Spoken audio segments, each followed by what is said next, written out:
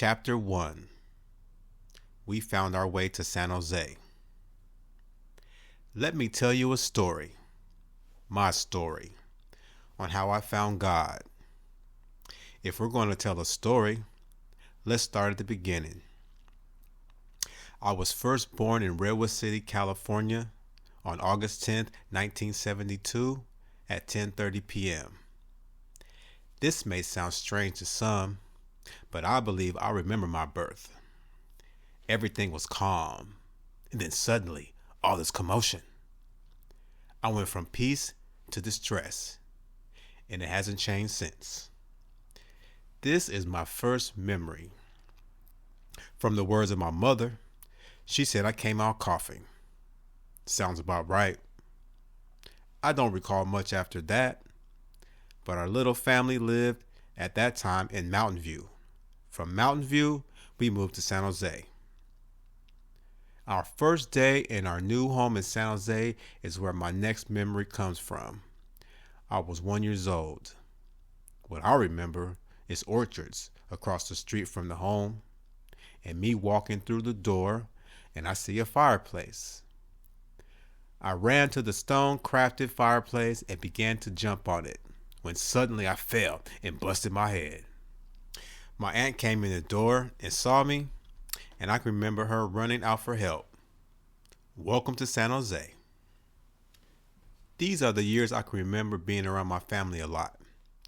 I remember going to Cousin Rose's house and Aunt Lena's for the holidays. Also, we would travel to Oklahoma sometimes for family reunions. Oklahoma is where my parents are from, a town called Ardmore. They say I'm practically related to the whole town. We used to visit many cousins on both sides of the family, some double kin, but that's another story. During these years, I can remember when my mother got sick. She was sick for a long time. I can remember back then they told us we should say our prayers before going to sleep, but I never did. One night though, I was thinking about my mom. So I decided to get on my knees and pray that night. The next day, she came out of the room smiling and wasn't sick anymore. I can say that God had answered my prayer before I really knew anything about him or knew who he was. In San Jose, I got to know many people on my street, Forest Brook Way. We would play sports and have a good time. Those summer's days seemed like they would last forever. But when that street light came on, it was time to go inside. When I started going to school, I met another group of friends. We played sports as well, mostly soccer. As I grew up, we were exposed to gang culture. So we formed our own little gang called Donkey Kong. I can remember wearing my baggy pants with the pleats my mom used to make me. We used to meet up in the bathrooms and just mostly play fight, nothing serious. During this time, I also began to play baseball. Now, I was pretty good at baseball. In the Pee Wee League, they used to use the pitching machine, and I used to crack that ball all over the place. So much so, after 2 years of Pee Wees, I skipped 2 divisions and went straight to the majors. I was only 10 playing with 13-year-olds. Being in the majors was sort of intimidating because they didn't use pitching machines. It was the real deal. In practice, I used to do great, but in the games, I would strike out. That curveball used to get me every time, and they knew it.